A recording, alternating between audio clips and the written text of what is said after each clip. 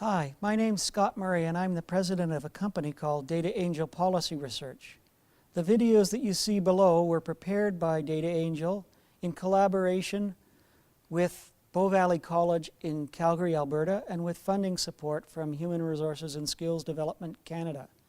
They focus on adult literacy and the need to increase adult literacy skill levels to protect our economic future. Without doing so, we will inevitably become less wealthy and less healthy.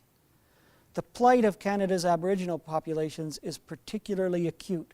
They tend to have lower skill levels and to work in lower skilled jobs, yet they'll form an increasingly important share of net labor force growth in the future. So our economic future depends very much on the economic future of our Aboriginal populations. And I encourage anyone watching these videos to help us deal with the problem of Aboriginal literacy in Canada.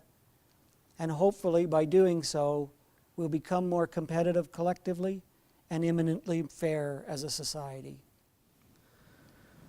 We're going to start with providing you with an overview of why we care about literacy. The place I start is insight realized by John Kenneth Galbraith, a famous Canadian economist, who in 1958, in a seminal book, identified the fact that literacy was the single most important determinant of economic progress and social development. And I've spent most of my adult life trying to prove that Galbraith was right. From a public policy point of view, we care about literacy for several reasons. They're linked, but each one is a distinct set of concerns. The first one is simply greed. Skill is an important determinant of economic growth, and if you have weak skills, collectively or individually, there are then concerns about skill barriers to achieving high rates of economic growth, productivity growth, and rates of technological innovation, the things that make us wealthier over time. In Canada, most of the policy debate and rhetoric has been focused on the high end of the skill distribution, on getting more kids through post-secondary education, on doing more research and innovation, and generally being more skill and knowledge intense.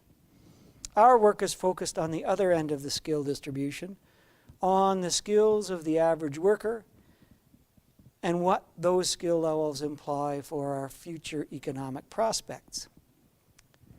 The second general level of interest relates to what I refer to as fairness.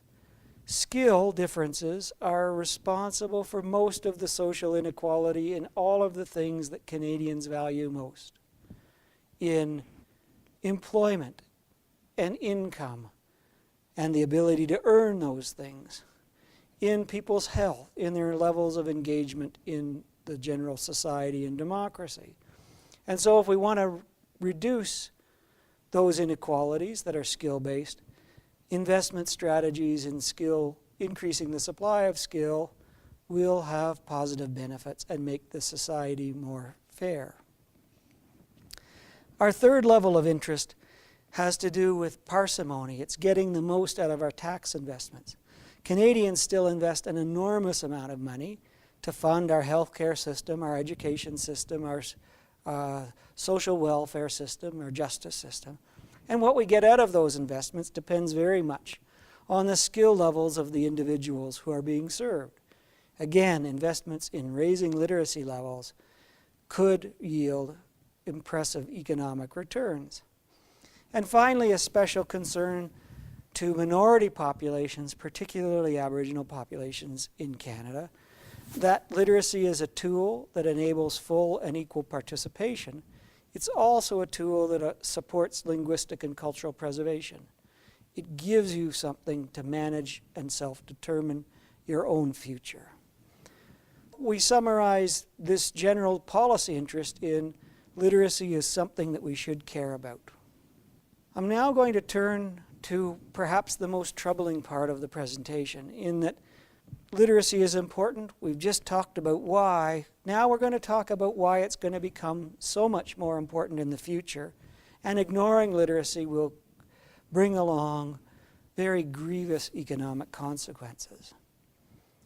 Why this should be so has to do primarily with changes in global markets.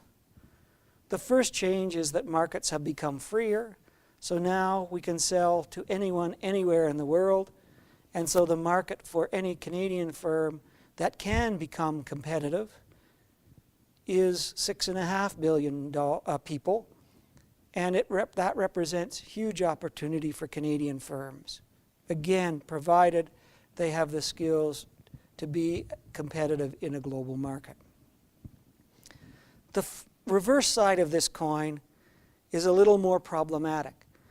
So on one hand, opportunity. On the other hand, all of our competitors, whether they're in China, India, Bangladesh, Vietnam, or Mexico, can now access almost all of the key inputs to production, capital, high advanced production technology, research and innovation. They can buy those things on global markets. They can get capital as cheaply as us in London or New York.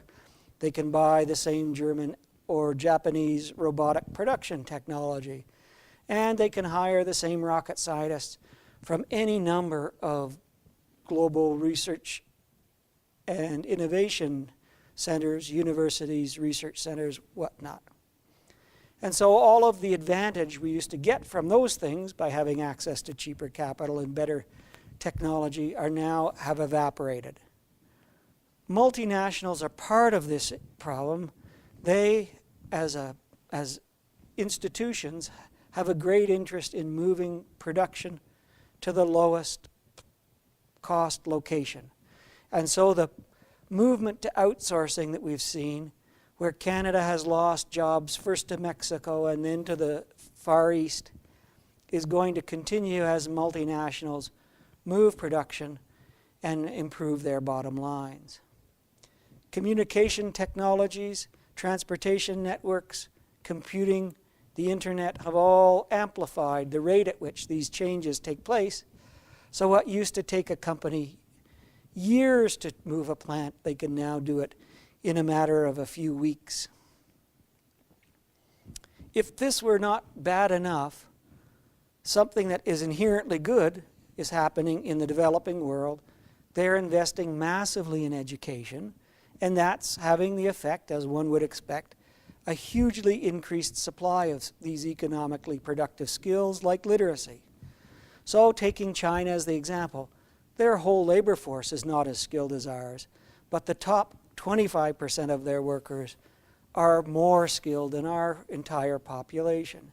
And so now these developing countries, to varying levels and degrees, can compete on quality because they're using the same machines, and they can compete on price because they're still working for far lower wage rates than prevail in Canada. So this creates a productivity gap that companies, in order to be competitive, need to close. That productivity gap is upwards of 40% with looking at a country like Mexico. And so our workers have to be 40% more productive than Mexican workers if we're to sell the same things into the same markets and match their price. Something that complicates the response to this productivity challenge is that we're coming for the first time into a labor shortage in Canada. And we've been in labor surplus for the past 50 or 60 years. And so employers are used to being able to hire whoever they want. That's going to change, and employers are going to be forced to hire whoever they can get. This labor shortage is going to be exacerbated by the performance of the Alberta and Saskatchewan economies projected.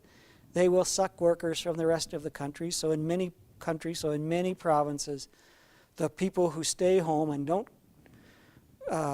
don't move to other provinces are going to be on average even less skilled.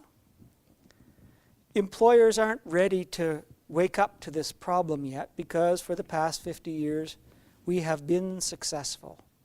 So this translates into workers don't know they have skill problems, employers don't know that they have literacy skill problems, but they're slowly awakening to the challenge faced by Canada in having to compete to a completely different world.